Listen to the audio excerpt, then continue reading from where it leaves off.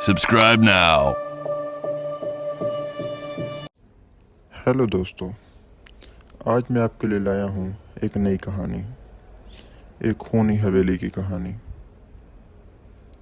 इस दुनिया में बहुत सारे वाक़यात होते हैं, लेकिन उनमें से कुछ ऐसे होते हैं जो जिस्म के बजाय दिमाग पर असरात छोड़ जाते हैं। इसी के साथ कहानी शुरू करते हैं।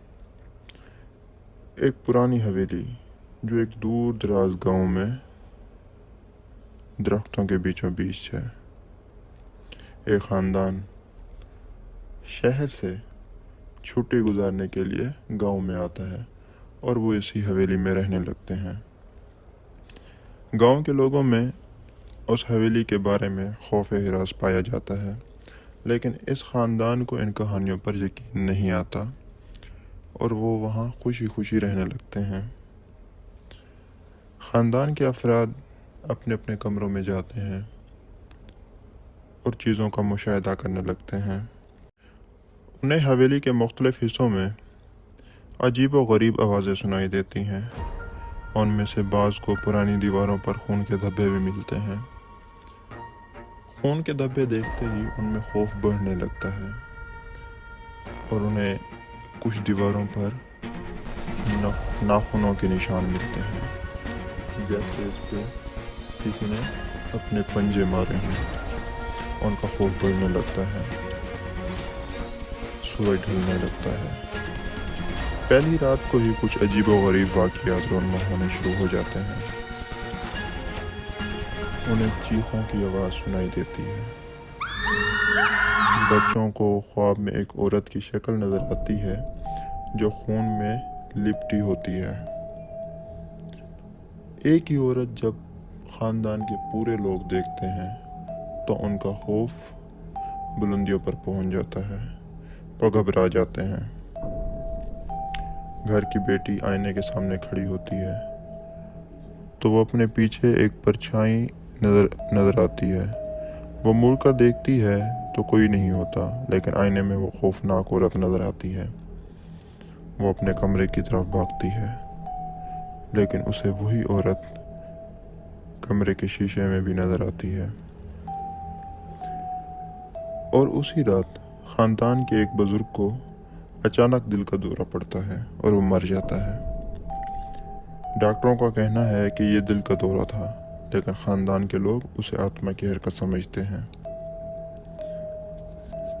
वो हवेली में इस हल के लिए हर चीज़ की तलाशी करने लगते हैं, हर एक चीज़ का मुशाहिदा करते हैं और उन्हें हवेली के तहखाने में मिलता है एक बक्सा जिसमें पुरानी तस्वीरें और दस्तावेज़ात होती हैं। उनमें से एक तस्वीर में वही खौफनाक औरत नज़र आती है जो ख्वाबों में आती है। वो समझ जाते हैं कि एक पुरानी याद या एक आत्मा अभी भी इस हवेली में भटक रही है। उनका दिल खौफ से बंद होने लगता है। एक रात हवेली के हर कमरे में खून की बारिश होने लगती है। जो भी फर्श पर पाँव रखता है उसके पाँव खून से भरे होते हैं। बिस्तर, उनके जिस्म, ये उनको खौफज़दा करता है और उनको इस बात पे यकीन आ जाता है कि ये कहानियाँ बिल्कुल सच हैं। वो बाहर निकलने की कोशिश करते हैं, लेकिन दरवाज़ा और खिड़कियाँ बिल्कुल बंद हो चुके हैं और यूं ही रात गुजर जाती है खौफ व हिरास में। सुबह होते ही उनकी एक बहू हवेली के बाग में जाती है और जब बाकी लोग वहां तक पहुंचते हैं वो जान से जा चुकी होती है। उसके जिस्म पर खूनी निशानात होते हैं, जैसे किसी जानवर के पंजे या किसी जानवर जैसी की रूह और उसके पंजे। उनका खौफ हिरास पागलपन बनने लगता है। घर का बड़ा बेटा अजीब व गरीब हरकतें करने लगता है। वो कहता है कि उसे रात में वही खौफनाक औरत दिखाई देती है जो उससे बात करती है और उसे कत्ल करने पर उकसाती है, और कभी वो ये कर गुजरेगा। उस लड़के का पागलपन आहिस्ता आहिस्ता बढ़ने लगता है। ख़ानदान के अफराद उससे दूर भागते हैं और उनका खौफ व हिरास और बढ़ता है, जैसे मौत उनके सर पर खड़ी हो। और वो खड़ी है। ख़ानदान ने फैसला किया कि वो रूह को निकालने के लिए एक मजहबी रहनुमा को बुलाएंगे। रहनुमा आता है और हवेली में पूजा करता है, लेकिन रूह और ज़्यादा भड़क जाती है। वो सामने आती है और चीखें मारने लगती है। पूरी हवेली में उसकी चीखें गूंज रही हैं। खौफ व हिरास का आलम बन जाता है, हत्ता कि वो रहनुमा भी घबरा जाता है। वो रूह उस मजहबी रहनुमा पर हमला कर देती है और उसे बेरहमी से कत्ल कर दिया जाता है। उसका जिस्म हवेली के मरकज में लटकता हुआ पाया जाता है और ख़ानदान अब हार मान चुका है। और इसी के साथ वो फैसला करते हैं कि वो इस हवेली को छोड़कर हमेशा के लिए कहीं दूर चले जाएंगे।